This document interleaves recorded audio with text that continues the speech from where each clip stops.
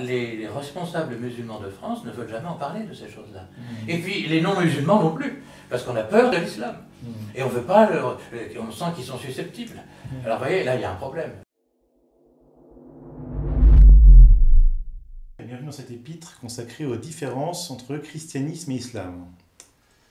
François Jourdan, bonjour. Bonjour. Vous êtes prêtre, ludiste, théologien, islamologue. Vous avez écrit plusieurs ouvrages consacrés au christianisme et à l'islam. Vous avez été aussi responsable du dialogue interreligieux pour le diocèse de Paris. Oui, pendant 10 ans.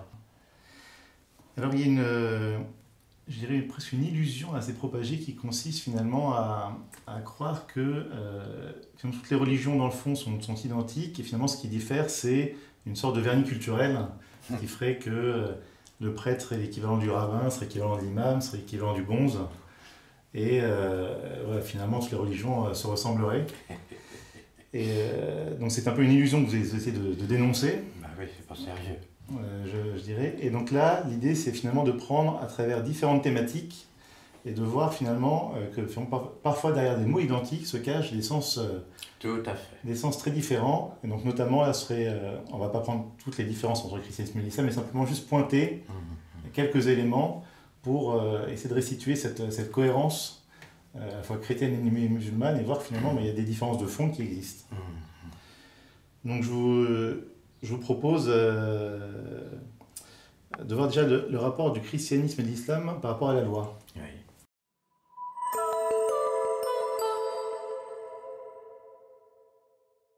Alors vous voyez, il faut revenir justement aux bases. Tout ça, ça découle de la manière dont on voit Dieu. Comme d'ailleurs dans toutes les religions, la manière dont on voit l'ultime. Pour les bouddhistes, c'est pas Dieu, mais c'est quand même l'ultime, dont on ne peut rien en dire. Enfin, la manière de le voir fait que, je serai impermanent à moi-même, je serai, etc. Ça conditionne énormément de choses. Tout découle de là. On est bien obligé de regarder l'essentiel. Ah, c'est de l'essentialisme. Eh bien non, c'est pas de l'essentialisme. Si vous voulez comprendre les religions, il faut regarder comment elles voient Dieu, c'est-à-dire le monde, les autres et soi-même.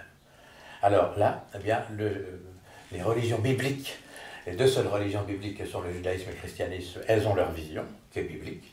Et puis il y a l'islam qui a sa vision coranique de Dieu. Et effectivement, ce sont deux cohérences qui sont radicalement différentes. Même si elles utilisent les mêmes mots. Et c'est le piège. C'est un peu ce que disait saint Irénée de Lyon, à propos des gnostiques au début de l'Église. Il avait affaire beaucoup à cette époque. Et il disait, mais les gnostiques, ils prennent les mêmes mots que nous, mais ils leur donnent un tout autre sens. Et bien avec l'islam, c'est exactement ça.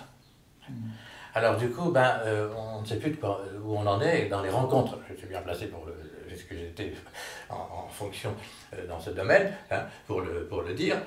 Les rencontres sont constamment piégées par un vocabulaire qu'on ne maîtrise pas, que les musulmans ignorent la signification chez les chrétiens, ils ne voient que la leur, et les chrétiens ne voient que la leur et ils ne voient pas la signification en islam. On patauge lamentablement. C'est pas sérieux. Donc on sera au tout début du dialogue. Bon, moi je dis que depuis 1980, eh bien, on s'est installé dans une maladie psychologique et installé parce que on ne veut pas aller plus loin. Alors comme ça, ça colmate tout et puis on se contente de faire comme ça une apparence de dialogue qui ne l'est pas. C'est beaucoup plus exigeant le dialogue. Avant on ne veut pas le faire. Alors il y a aussi derrière d'autres choses qu'on pourrait peut-être voir plus tard, mais qui est le problème de la liberté qui manque. Voilà. Mais sur la question des cohérences, eh bien, le régime de la loi, il existe essentiellement, effectivement, dans l'islam. Il existe aussi chez les juifs. Mais il est tempéré chez les juifs parce qu'ils sont en alliance. Et du coup, il n'y a pas que la loi. Il y a l'alliance. Ah ben oui. Et c'est fondamental. Alors, tandis que dans l'islam, il n'y a pas l'alliance biblique avec Abraham. C'est pas une religion abrahamique, c'est pas parce qu'il y a Ibrahim dans la liste des prophètes musulmans, qui sont tous musulmans depuis Adam, puisque tout le monde est musulman et que nous sommes musulmans aussi. Bon. Alors le vrai Abraham, le vrai Moïse, le vrai Jésus étaient musulmans. Bon, d'après eux, c'est les juifs et les chrétiens qui ont dérivé et qui ont abandonné l'islam, et qui ont fait que leur Moïse biblique n'est pas musulman et que le Jésus chrétien n'est pas musulman. Bon. Mais pour eux, donc, nous sommes des religions du livre, comme l'islam est une religion du livre, et puis voilà, c'est ça la cohérence. Bon. Alors à ce moment-là, devant cette toute-puissance qui n'est pas en alliance, eh bien Dieu est dominateur. pesant. Et du coup, on est en régime de soumission. Islam, ça veut dire soumission, ça veut même dire reddition.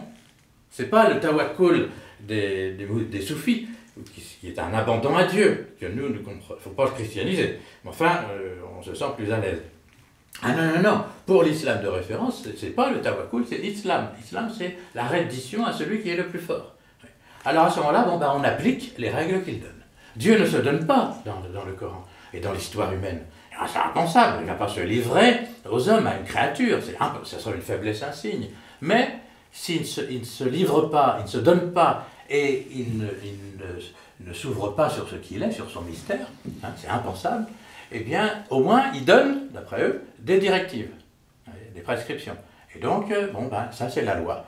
Et donc, peu à peu, les différentes écoles de droit musulman, c'est la première des sciences religieuses. C'est pas l'exégèse, la spiritualité, etc., la théologie. Non, ça n'existe pas. C'est, en islam, c'est le droit musulman. Donc c'est bien ça, c'est que Dieu donne une loi avec des règles et qu'il faut arriver à trouver, à cadrer, parce que tout n'est pas précis dans le Coran, et dans la vie de Mohammed, qui sont les deux piliers de base pour la compréhension. Et on fait une société islamique. Et ça donne la charia. La charia, c'est la voie, ça veut dire le chemin, la voie pour appliquer ce que Dieu a demandé. On est en régime de soumission dans les menus détails, si je puis dire, de la vie. C'est moins précis que chez les Juifs. Chez les Juifs, c'est encore plus précis, avec les 613 prescriptions. Sauf que chez les Juifs, à moins qu'ils tombent dans des dérives, il y a toujours des excès, mais un judaïsme équilibré, il sait que Dieu est en alliance et qu'il doit vivre en alliance. Alors du coup, ça contrebalance ce que le côté de la loi chez les musulmans pourrait avoir de contraignant et qui empêche la liberté. Voyez, tandis que dans le judaïsme, un judaïsme bien compris, je pense qu'il y a un peu plus d'équilibre. Mais il y a quand même un piège pour eux. Et Jésus, on le voit dans les évangiles, a beaucoup vitupéré, il a dit, cette phrase tout à fait, que d'autres rabbins disaient déjà de son temps, mais qu'il a repris, le Shabbat est fait pour l'homme et non l'homme pour le Shabbat. Et moi j'ajouterais, la religion ou les religions sont faites pour l'homme, pour son bonheur, et c'est pas l'homme qui est fait pour les religions. Donc il faut bien remettre les choses en place, et on n'a pas à se soumettre comme ça, charia, on empêche la liberté des gens.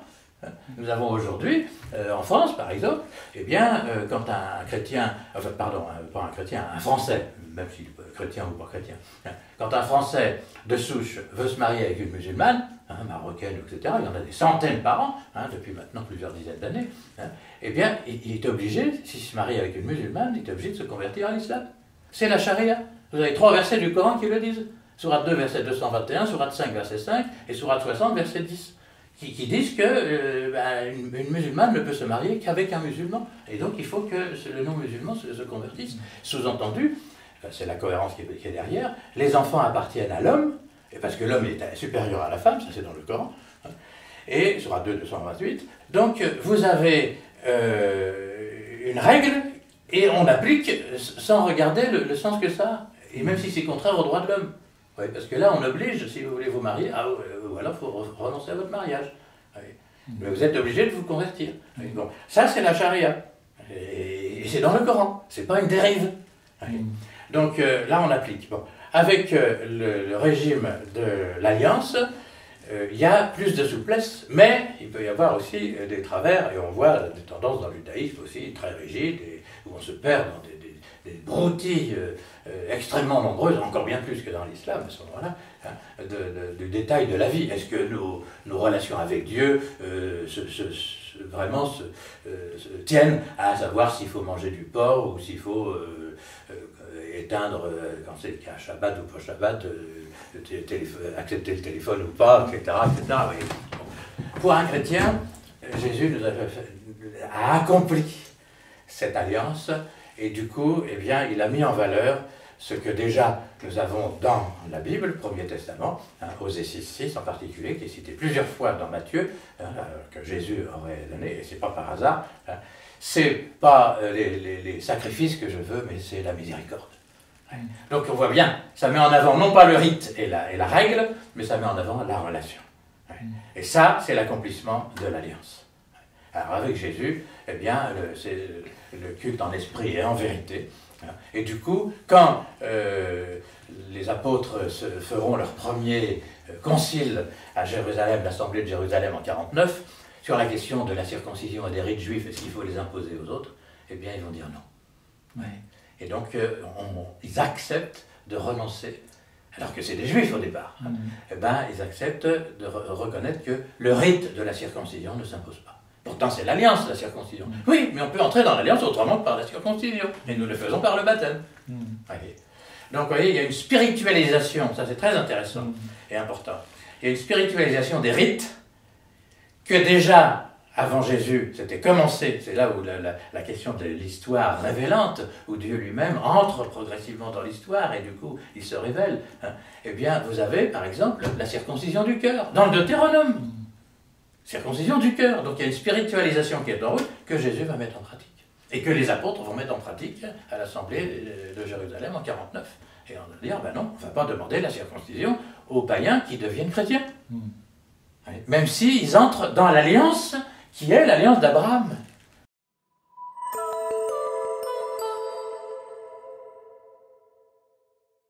La sainteté, alors la sainteté chez nous, je veux dire chez les chrétiens, mais déjà aussi chez les juifs avec l'alliance, c'est vivre l'alliance, vivre en compagnonnage avec Dieu, qui est le saint, et le saint, la perfection de la sainteté évidemment, donc que nous devons accueillir en nous-mêmes, et c'est pour les chrétiens la mise en pratique de l'évangile. Et l'évangile, c'est justement la relation à Dieu et la relation aux autres. Comme dit Jésus, tu aimeras le Seigneur ton Dieu et ton prochain comme toi-même. C'est le même commandement finalement. Okay. Donc la sainteté, elle va se jouer là. Et pas sur des mitzvot, des prescriptions, 613 prescriptions. Bon, la moitié concerne le temple, et le temple est détruit depuis 2000 ans, bientôt. Donc elles ne sont plus... Enfin, il y a encore plus de 300 qui sont encore valides pour les juifs qui veulent être observants. Bon, eh ben non, avec Jésus, c'est pas ça. C'est dans la relation à Dieu et dans la relation aux autres. Alors un juif pourrait me dire, oui, mais quand j'accomplis les prescriptions, les mitzvot, je suis dans la relation à Dieu et aux autres. Oui, c'est une relation quand même très tatillonne et très serrée. Tandis qu'avec Jésus, quand on dit aimer son ennemi, il ne nous dit pas comment faire, etc. C'est à nous de trouver le chemin. Donc on a notre liberté à engager, notre responsabilité, et c'est à nous, avec l'intelligence des situations, d'adapter et de trouver. C'est pas, on ne va pas un décalque, et puis d'ailleurs on a un code, et puis on l'applique.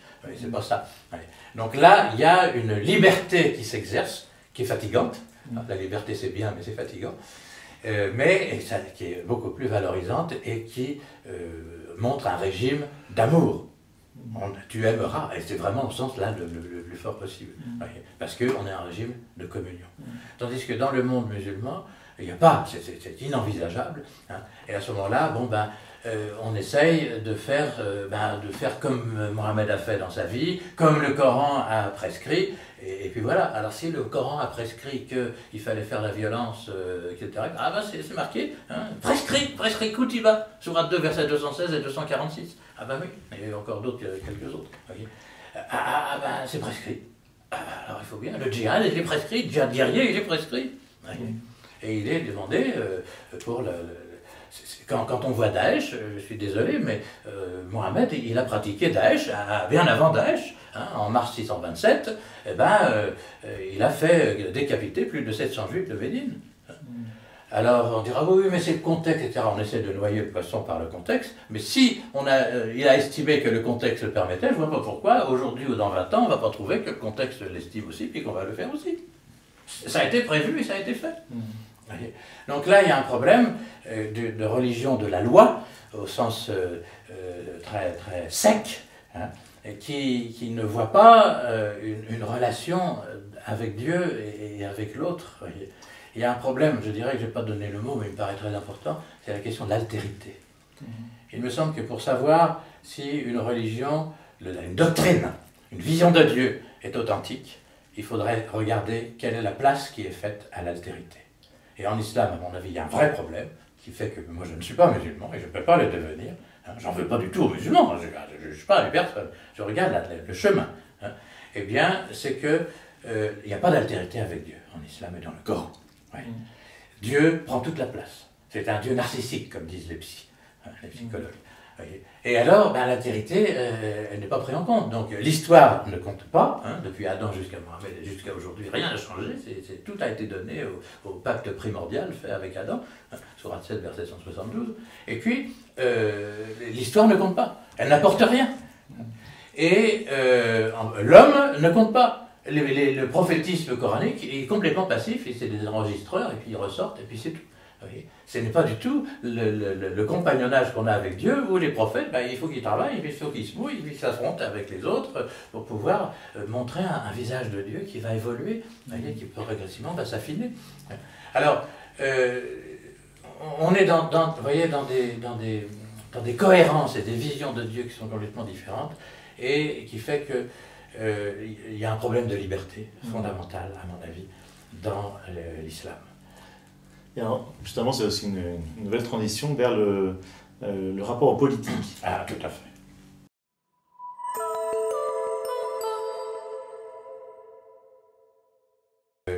Mohammed a été chef politique, militaire et religieux, à la fois, à partir de Médine, en 600, quand il a fait l'hégire en 622, donc les 10 dernières années de sa vie, jusqu'à 632, ou 634, on s'y fut très bien aujourd'hui, bref. Il a été chef politique et militaire. 60 expéditions militaires en 10 ans, hein, et participé au moins à une trentaine. Bon. C'est pas rejeté par les musulmans eux-mêmes, ils l'acceptent et ils le justifient. Ça veut dire qu'ils sont obligés de le justifier, puisque Mohammed est le beau modèle, dit Dieu dans le Coran. Ah oui, c'est Sourate 33, verset 21. Bon. Mohammed est le beau modèle. Alors, pour les musulmans, quand c'était le temps de Mohammed à Médine, eh bien, c'est la référence ultime. Et il faudrait que, dans l'histoire, le plus possible, on puisse se rapprocher de ce moment-là et de vivre comme une théocratie où c'est le gouvernement de Dieu sur la terre. Donc le politique et le religieux sont complètement mêlés structurellement, c'est-à-dire que Dieu, rien ne lui échappe. Donc le domaine politique ne lui échappe pas. Donc Dieu aussi, il intervient dans le politique. C'est absolument indispensable. C'est une religion globalisante. Complètement. Qui prend tout en compte. Voilà. Il y a un modèle de société. Voilà. À travers le Coran et les hadiths, on pourrait redessiner une société. Voilà. Alors, il faut faire la part des choses. Hein, vous avez des musulmans plus ouverts qui ont essayé de dire oui, mais enfin, c'est quand même pas figé. C'est vrai. C'est-à-dire que dans le menu détail, tout n'est pas donné. C'est-à-dire qu'aujourd'hui, par exemple, la démocratie, bon, ça n'existait pas évidemment du temps de Mohammed, et personne n'en avait les notions. Hein. Bon, alors ils vont dire oui, mais la démocratie ne s'oppose pas forcément directement à la vision coranique de Dieu. Hein. Oui, sauf que quand même, ce serait une démocratie qui devrait quand même appliquer les règles du Coran, et donc la charia, etc. Donc c'est pas une vraie démocratie. Tous les mots ont un autre sens. Le problème. Tous les mots ont un autre sens. Et ça, il faut se l'avouer. Dans le dialogue, moi je dis, pour qu'on ait confiance et qu'on fasse un vrai dialogue, mais ça on ne le veut pas. Hein, ça serait trop coûteux. Donc il faudra avoir la liberté, mais nous ne l'avons pas. Il faudrait qu'on puisse se dire, ah oui, quand on utilise ce mot-là, alors tous les mots, le mot alliance, le mot salut, le mot miséricorde, le mot État, politique, etc., tous ces trucs-là, de liberté, etc., ça n'a pas le même sens. Alors on ne se comprend pas. Alors on dit, oui, nous sommes d'accord, c'est très proche. C'est pas vrai. C'est la méprise complète. J'en veux pas aux personnes. Mais il faut qu'on cesse de jouer ce bal masqué, hein, où, par manque de liberté, parce qu'on ne peut pas le dire qu'on manque de liberté, hein, et bien, du coup, on est en fuite permanente les uns les autres dans le dialogue. C'est pas du vrai dialogue. Je peux le dire parce que je m'en suis aperçu. Hein.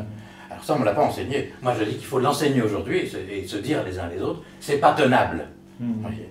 Alors que ce soit difficile, c'est plus difficile, évidemment, de faire le vrai dialogue en vérité et en liberté.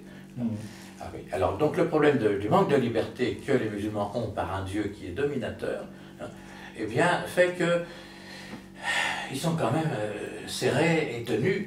Et il faut qu'ils arrivent, évidemment, à faire que toutes les sociétés, et que la charia entre dans le droit français. Par exemple, quand la loi El Khomri, de la loi travail, là, hein, il paraît qu'il y avait un article, je ne sais plus, l'article 6, je crois, qui était prévu et qui devait faire que les entreprises privées, pas dans le public, d'après ce que j'ai compris, dans les entreprises privées, on devait prévoir un lieu de prière pour les travailleurs musulmans de cette entreprise et un horaire de prière pour eux.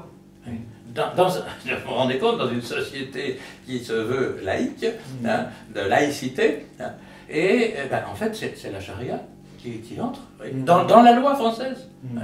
Comme le coup des mariages où le garçon non musulman doit se convertir s'il veut se marier avec une musulmane. Je suis désolé, c'est pas les droits de l'homme. Okay. Donc là, il y a une charia qui est inévitablement... Et là, les responsables musulmans de France ne veulent jamais en parler de ces choses-là. Et puis les non-musulmans non plus, parce qu'on a peur de l'islam. Et on veut pas... on sent qu'ils sont susceptibles. Alors vous voyez, là, il y a un problème. Politique, grave. Parce que si on ne traite pas les problèmes aujourd'hui alors qu'ils ne sont pas aigus, eh bien, ça va être plus coûteux plus tard. Et on risque d'avoir à ce moment-là des affrontements violents. Moi, je crois qu'il faut demander aux musulmans, c'est le problème politique chez eux. Ben oui, mais il y a un problème structurel dans leur religion. Ben, il faut le regarder en face. Et c'est que ben, il faut découpler le politique et le religieux. Et là, on aura la liberté religieuse. C'est pas négociable, la liberté religieuse. Il faut le dire. C'est pour tout le monde aujourd'hui. Nous ne sommes plus dans les siècles passés. On ne peut plus envisager de faire une société d'une religion. C'est plus possible. Même si nous, chrétiens, on l'a fait, hein, je dirais c'est une dérive. Parce que dans l'esprit de Jésus, c'est pas le problème. Avec Jésus, au contraire, c'est à César ce qui est à César, à Dieu ce qui est à Dieu. Il ne précise pas d'ailleurs l'un et l'autre. C'est à nous de travailler. Hein. Et puis, il l'a mis en pratique en instituant les 12, qui est une gestion autonome du religieux, autonome de tout pouvoir politique, commercial, culturel, tout ce qu'on voudra. Il y a une autonomie complète, qui est très importante.